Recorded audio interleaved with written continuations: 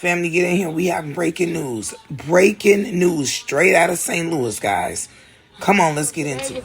Today is one of those days that we pray never happens across this country, but parents wake up every day in this community praying that it's not their school, it's not their child, it's not the situation of our community.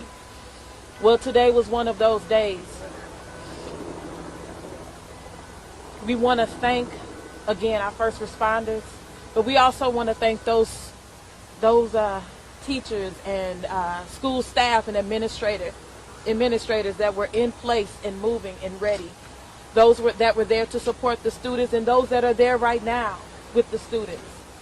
Our office would like to make sure that families know that we are standing with you, that our phone lines are open. If you don't know who to talk to, you can call our office. The phone number is 314-955-9980. It's 314-955-9980. If you need resources, let me say to our students and to the faculty, if you need help, it's okay to not be okay. It's okay to not hold it to yourself. We can help. So reach out to our office. We want to be there to support you. And our hearts go out to each and every one of you. But as we're thinking about how to help, we will also be here on the ground to help. Our team is here, and we will continue to be here for each and every one of you. Family, I'm coming to you guys because this shit has happened again. School gunman delivered chilling message before shooting 2 dead, injuring 7 in the St. Louis high school shooting. This happened today, y'all. Earlier. Let's get into the story. A teenage girl and a health teacher were shot dead and 7 other students were injured Monday morning at Central Visual and Performing Arts High School in South St. Louis. Police confronted the gunman inside the school and killed him. The suspect was identified Monday evening as Orlando Harris, 19 years old, of St. Louis. He graduated last year from the school at 3125 South Kings Highway. For some strange reason, this feels very familiar. One survivor heard him saying that he was tired of everybody in the school. His gun jammed at one point, giving kids time to escape. Authorities have not released the names of the woman and the teenage girl who died, but relatives of the woman identified her as Post-Dispatch as 61-year-old Jean Kuczka. I'm so sorry, Kuczka. I definitely am not trying to not pronounce her name right. Who taught health and physical education. She lived in the Ditmer area of Jefferson County. 4 other students were shot, 2 in the leg, 1 in the arm, and 1 in the hands and jaw. 2 suffered abrasions, and a girl fractured her ankle. The interim St. Louis Police Commissioner Michael Sachs said Monday evening that he was extremely proud of the police response. The call for an active shooter came in at 9:11 a.m. and the shooter was down 14 minutes later.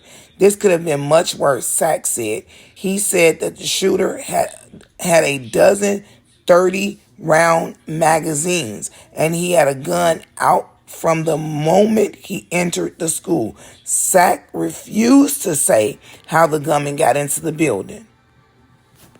Y'all, how many more? How many more? You know what? I'm going to pause and let y'all watch this video. I can't make this shit up. My deepest condolences and sympathies go out to the people, the teenage girl and the PE teacher who lost their lives. And oh my God, what a traumatic experience these other children had to live through. Watch this video, y'all. Damn.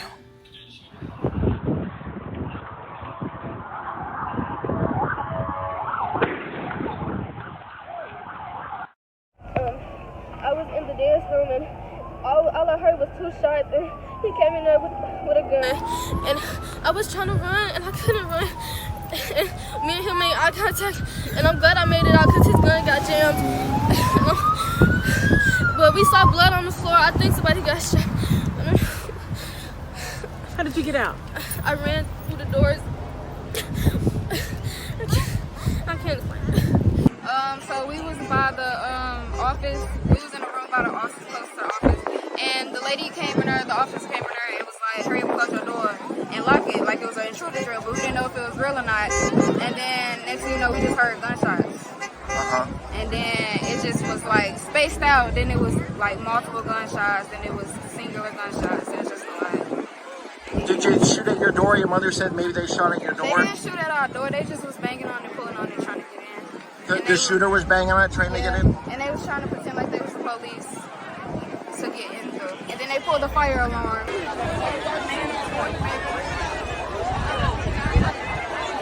You see True right in front of you. Go to True. Okay, she said, she texted me this morning and said that it was an intruder in there. And then she was like, Mom, hurry up. They're shooting. She didn't know how many people it was. So I just left work and I just ran here to get her. Police wouldn't tell us nothing. When we got here, I just started hearing shots and they just made us get down and they told us to get away from the scene. So she was communicating with me inside and letting me know that everything is okay. I'm not there yet. I'm sitting in the alley walking. And so they told us that they got the shooter. So she's been communicating everything that she's seeing. I told her to be quiet. Told her friends that's in the room to be quiet. And she said they shot the door, but nobody got in there. I think they were trying. But I'm thankful to God that the police so happened to get them. And so happened to stop them from getting inside the door. So I'm glad she was able to communicate. But again, we believe that we have the one suspect recovered and that no one else is at immediate risk at this time. And officers are currently working and processing the scene and going to work to prepare their report for this incident. Chief, what can you tell us about the suspect? His age, his connection to the school? Sure. The suspect appears to be about 20 years of age. We haven't positively identified him yet, and that will then lead to any relationship to a person or the school itself. Just want to say our hearts go out to the victims of this tragedy, certainly those who have lost loved ones. But as the chief has said, this is a community tragedy. All of us are impacted by horrific incidents like this.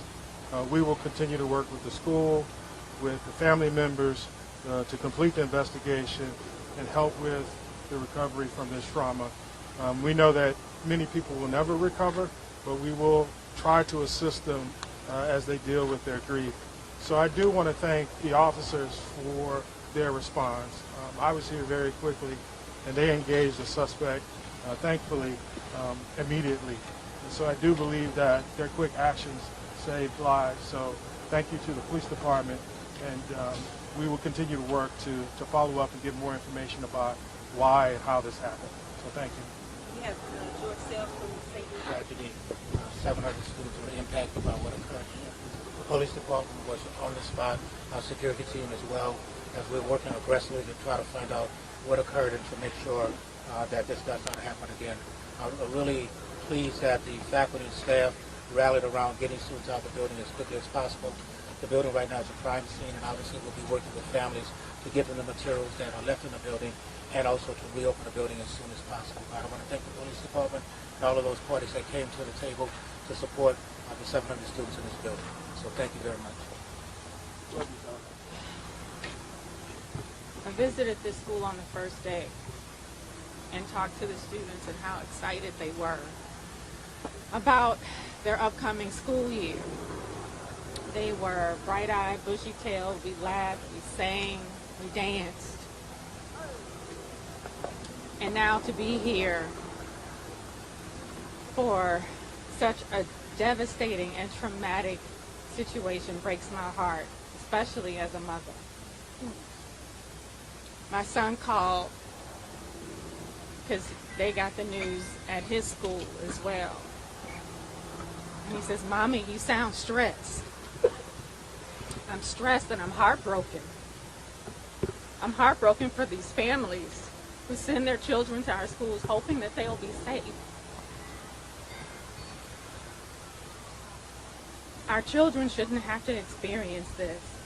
They shouldn't have to go through active shooter drills in case something happens. And unfortunately, that happened today. I also want to thank our first responders who ran in and made sure our babies were safe and took care of the situation sooner rather than later. And I'm sure that everyone involved is going to have to deal with the trauma that will reverberate across our community in the days and the months to come. This is just so unfair. It's so unfair. My heart and prayers go out to the families again. And I want to thank the school district, again, and our first responders for running towards danger to save our children, to save our staff and students. Thank you. Again, my deepest condolences and prayers go out to that entire community. This has got to stop. I can't make this shit up. Revamp, and this is I Can't Make This Shit Up. Tell me what you think in the comments.